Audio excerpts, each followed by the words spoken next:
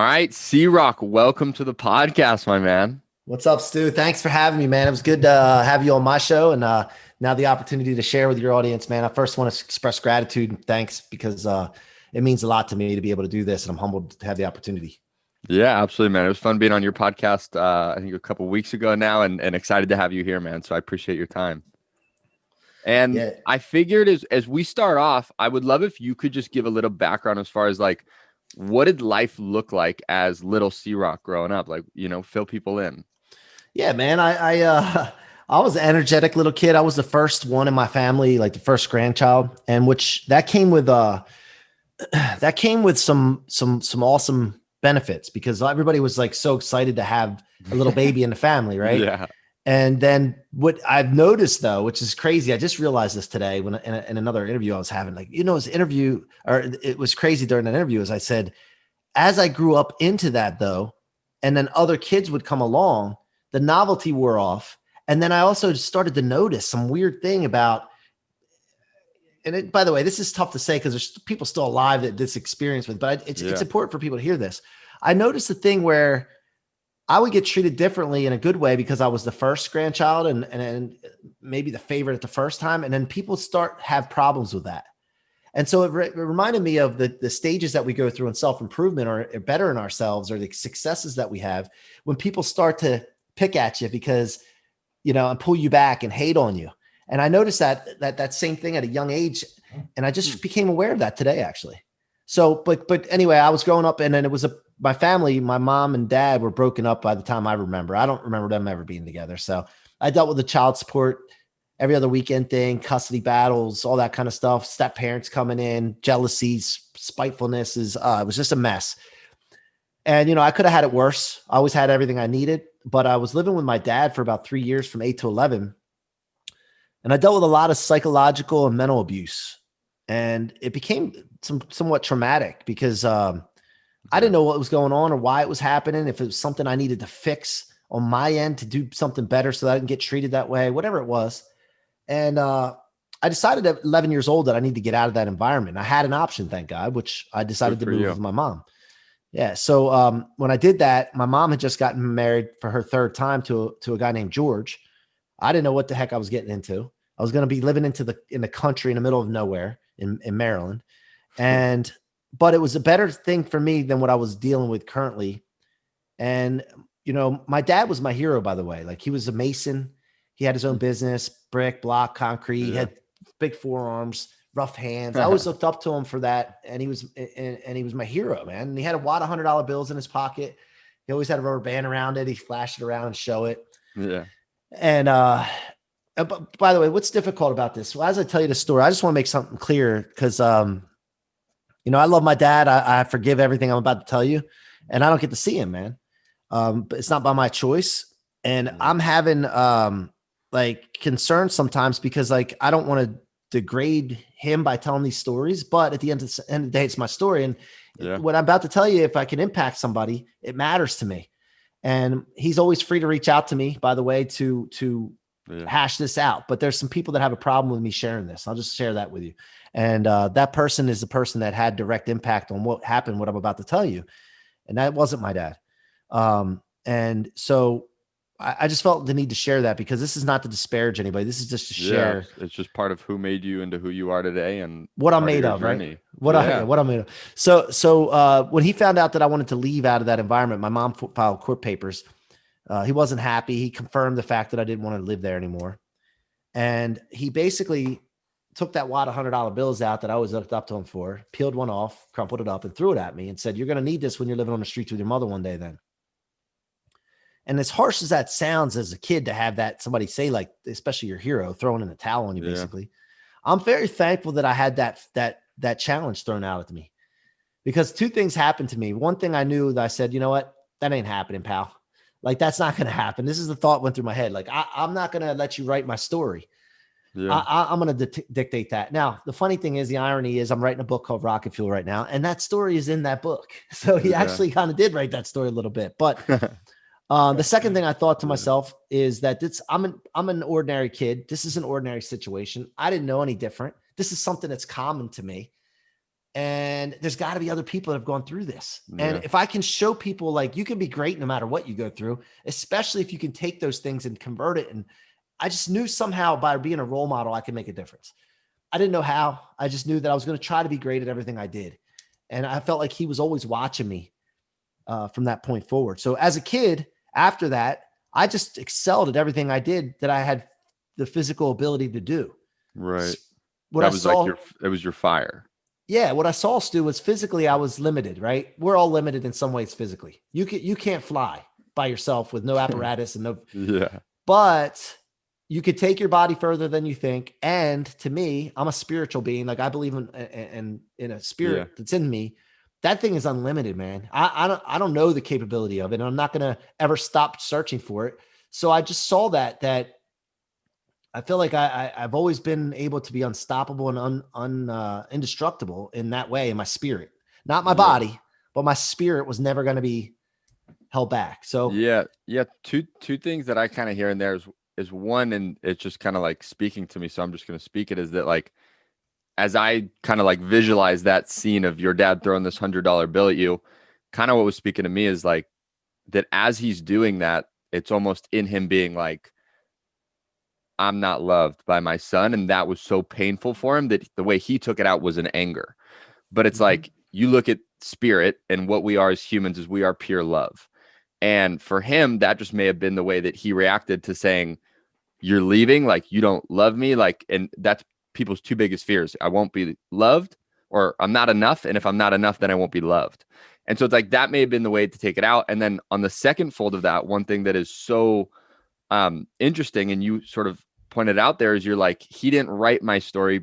Like that wasn't going to write my story, but that kind of did write my story. And one of the things my mentor Tony always says is like, sometimes we go throughout life and we have, whether it's a parent, a friend, something that happens in our life that affects us in a massive way. And we can go throughout the rest of our life blaming that person for, they did this to me, they did that to me, and blaming them for all the bad. But one of the most profound things I've learned from Tony that he says all the time is, it's like, if you're going to blame someone for all the bad shit, well, then you got to blame them for all the good shit. Like you got to be able to blame that person that did you wrong for it. Like, look at your dad, look at the fuel he gave you, the fire he gave you, the Yep. drive he gave you. And it's like, if you're going to blame him for the bad shit, well, then we got to, and for anyone that's going through something in their life, right? It's like, we got to just remember that whoever wrongs us or does us in a bad way, one, they're coming truly from a place of love. They're just doing it in a way that may not be familiar to you. And then second, just remembering, if we're going to blame him for all this bad shit, then we're going to blame him for all the good shit too. And then Yeah. maybe that can help bring some Yeah. peace to the situation. The funny thing is, I told somebody that I'm thanking him in the front of the book that I'm writing. And they're like, "What? You're gonna thank it?" I was like, "Yeah, dude. Are you kidding me? That's what's giving me this fuel, dude. That's like the Yeah. main source of the fuel that I use." And so some people take this the wrong way. I said this, like, I have a stepmom, and she's pissed that I'm sharing the story. She's pissed that things are going on like now where I'm helping people and inspiring people via showing Yeah. them what you can come from. And that's okay. That she can take it how she wants it. Yeah. I'm taking it as I use this as fuel. And if he didn't do that, who knows what I would have done and what kind of stubbornness and relentlessness I would have inside of me. Yeah. For real. So one thing that I would be curious, C-Roc, is you've had this massive amount of fuel in you throughout your life, and it's propelled you to do some unbelievable things.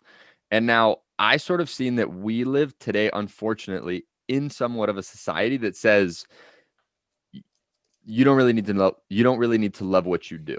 Right. We're kind of in a society where people are like, like this is what I do for work. And I'm not really that stoked on it. I don't really love it, but like, hey, dude, it's work. So like, you know what I mean? And then people are like, yeah, I know what you mean. Like it's work. Like Yeah. you don't really need to love it. And so I'm a massive believer of the oppose belief of that like you should love what you do. You should wake up every single day on fire, stoked, grateful that this is what you get to do in your life. Like there's so many opportunities out there that you can create that life for yourself. But one massive part to doing that is a insatiable hunger, right? To not give up, to not be willing to settle for a life less than what you can truly live. And so what I would be curious is like, let's say someone's living into that, listening to this, and they are starting to have this realization that like, okay, I can actually build this life, but they don't have that rocket fuel, right? Or that hunger. Like, what are some ways people can can build more rocket fuel, build more hunger, build more drive within them? All right. So I'll tell you a story. I was from probably the age of 18 to 25, man. I was lost. Like I never drank in high school, never partied. I was so focused on being a football player, Yeah. doing something special in my life. I just knew I felt like I was going to be great. And I didn't know when I got to 18, when I went to college for the first time away from my parents, that I basically saw that I wasn't going to be a professional football player.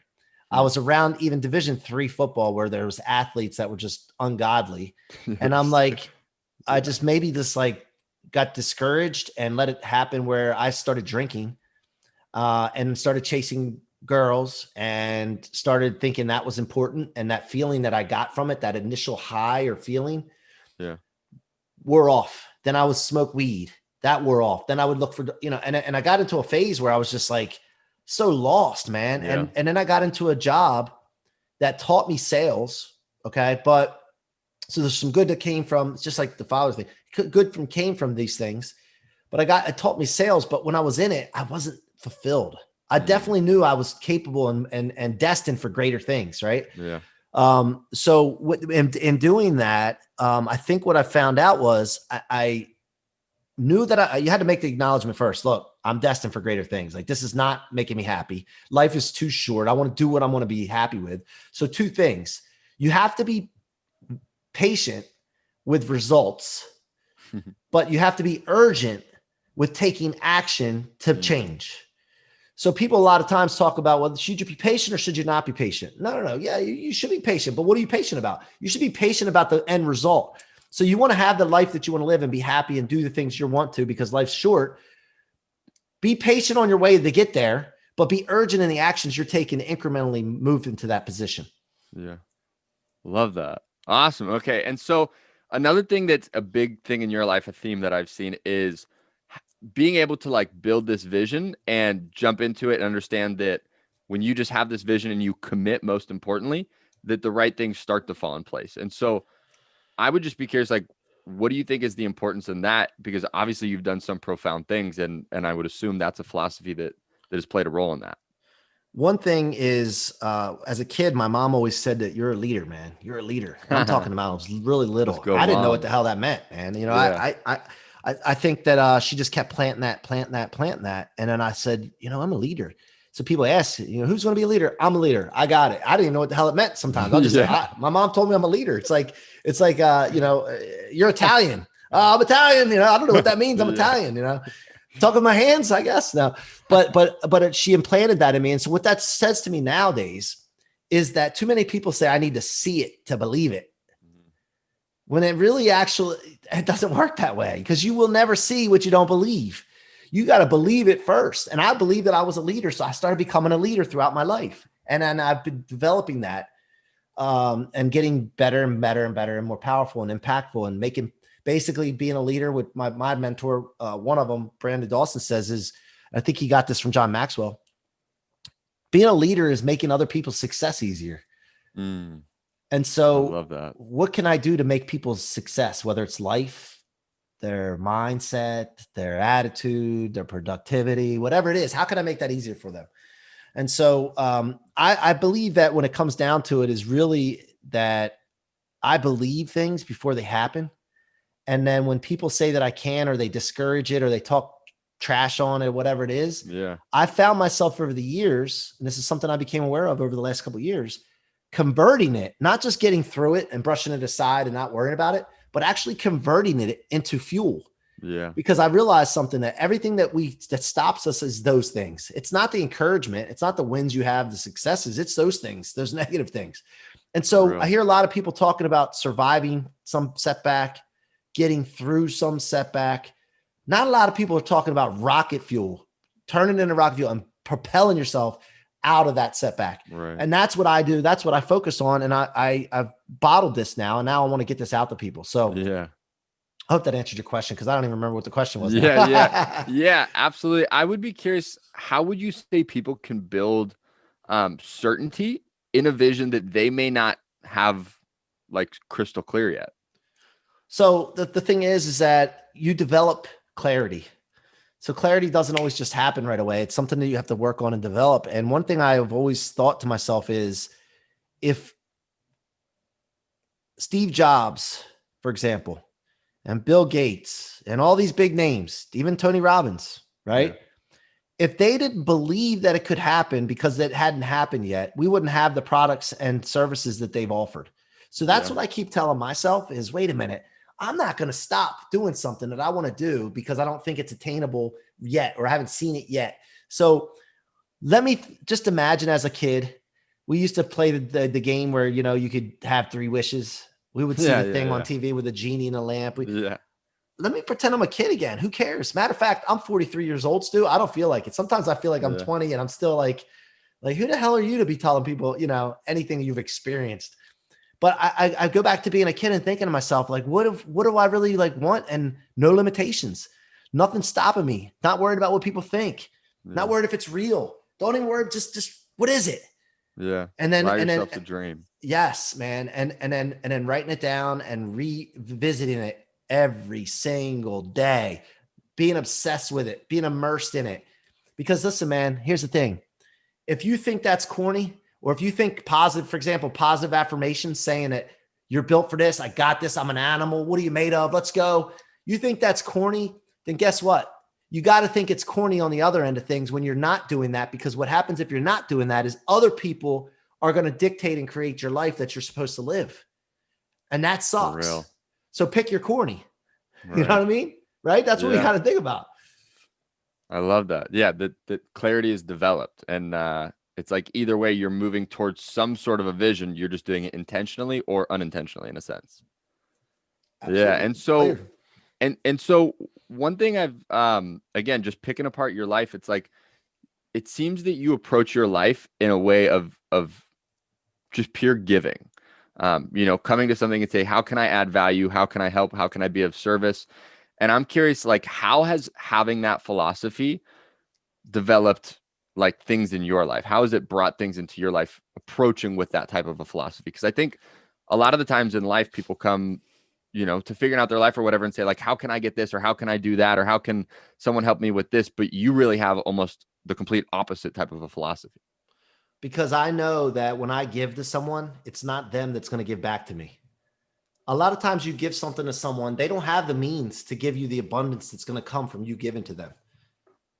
Too many people will not give because they gave one time to this person. That person didn't return it when that person didn't have the abundance to give. Yeah. So I realized that. So then I started thinking to myself, okay, every time I give, I get, but not from that person or that, right. that thing.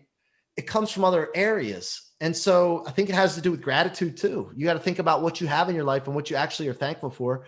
And realize that it's so true that when you give to someone, you get, they say you get tenfold, right? It's so true, but it doesn't come from that person because they don't always have the means. It comes from the people that have the means. Yeah. And so then I'm thinking to myself at the end, look, we're all selfish in a way. Don't get me wrong. Like I want the best life. I want to have this for my kids and family. Right. But at the end of the day, if you realize that the more you give, it's going to come back in other ways, then you just go and just head first into the giving. Yeah. And that's what it's been for me. But I get a kick out of it though, man. Like I get a feeling like I want to make people feel like the heroes that made me feel. Like my wife is a big hero. She came into my life when I was in a dark time, when I was drinking and partying a lot. And I didn't have to go to rehab. Thank God. I didn't ever admit that I was an addict or had a problem, probably until just now. But she came into my life and I recommitted my intentions and I became clear and my counter intentions became weak. And I went after that and helped me clear up. So she made me feel a certain way inside, not love and that part too. I'm talking about the hero part. Yeah. My stepfather, George, that came into my life when I was 11 and I felt like my dad had given up on me. Hero, made me feel a certain way. Grant Cardone, when my stepfather, George, passed away in January of 2019, suddenly of a heart attack. At that moment, I wasn't ready to go without a mentor. Yeah. And that's when I found Grant. And without him knowing, same thing, probably when you saw Tony and you go to your mentors, a lot of times they don't even know who the hell you are. You just see their stuff. And from afar, you're immersing yourself in their content. Yeah. And the feeling that I got from the validation that I got from Grant, I want to pass that on to people. That makes me feel good because I want to give that back. So A lot of times, man, it's when I give, it's because I've already received something and I just feel like the need, I got to give back, and then more comes. So Yeah.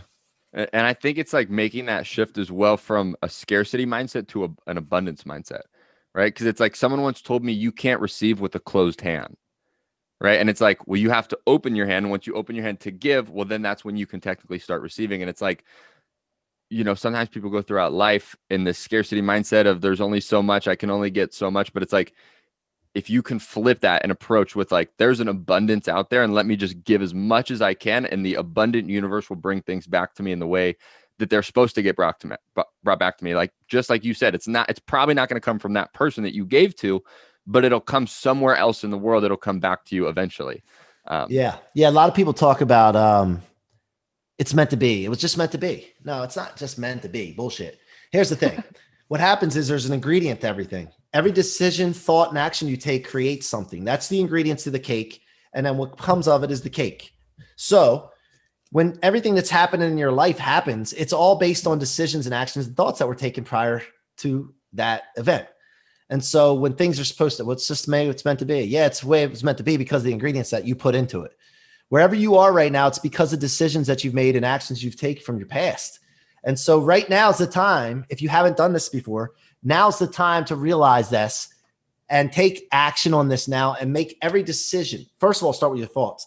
Make every thought and word and action you have right now going forward towards the life that you want. Yeah. And the people that you want around you and the events that you want to do, and watch the magic that takes place. Because the cake doesn't come out of the oven chocolate if you didn't put chocolate in the cake in the beginning, right?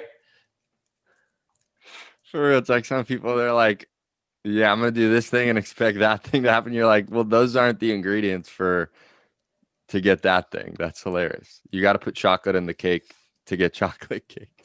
It's not rocket science, man. It's rocket fuel, but it's not rocket science. That's awesome. So a big thing in your life, right? It's this question of what are you made of? I'm curious, can you shed some light on that? I know obviously you have the podcast, What Are You Made Of? And now you're doing stuff with the book Rocket Fuel, but can you expand a little bit upon like, why has that question been such a profound thing for you in your life? I just found myself when I realized that my story mattered. And that was when I saw Pete Vargas share on the 10X GrowthCon stage. There was celebrities out the wazoo on the stage, right? Yeah. And Pete Vargas, who works with Tony now a lot. Yeah. But Pete, I was sitting in this audience of 30-some thousand people in Marlins Stadium on Super Bowl Sunday, or maybe it was Saturday. I don't remember, but he was sitting there and I felt like everybody else disappeared. I was sitting there. He was talking. Everybody else disappeared. And it was like, he was just talking to me. And I'm like, he's telling a story about his father. And I'm like, I can relate to this. This is crazy. Wait a minute. I got a story. If his matters, mine. Wait a minute. So I started telling my story. And then when I told one person, they were like, wow, you should tell people that. I'm like, why? I'm embarrassed by it. One, around crazy people growing up, broken people. I was not just embarrassed, but I was like, who cares? It's ordinary. And another thing is I basically underestimated the power that it has to inspire millions of people. So I started to think, if I told one person, 5 people, 10 people, and they were impacted by this, what if I told hundreds of millions of people this story? So then I started getting obsessed with how can I get hundreds of millions of people to hear this? Yeah. What do I got to do? Every morning I'm waking up. How can I get known so I can share this story? What can I do? And it's not an ego thing. A lot of people say, oh, you just want to be, no, dude, it's not that.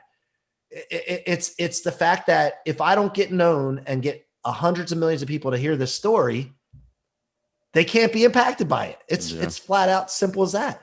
And so that's what happened. Pete's a great guy. He's on to something. I just saw Pete doing it and I'm like, well, shoot, if Pete can do it, I love Pete to death, by the way. If Pete can do it, I know C-Roc can do it. Yeah. So I love it. I love it. I love it. Cool. So let's say for a moment, we jump back into your life as you've sort of navigated throughout your life. You're doing everything you're doing today. If you could go back into your life and give yourself a piece of guiding advice as you were trying to figure out your life, what do you think that piece of guiding advice that you would give yourself is? If I was to go back and this is important. I think this is important for your demographic, for your audience as well. One thing that I wish I would have did or done differently is I would have focused on understanding that, like I got into the world when I went to college and I felt like I was at a playground. Like what was I missing? How would I not know about drinking and drugs and chasing girls? Like, how did I not know about this? This is awesome. And I knew it was bad because I had alcoholic uncles. I had alcoholic parents, not parents, people around me. And then people around me that have drug addiction. And I knew it was bad. I knew it, but man, it felt so good at first.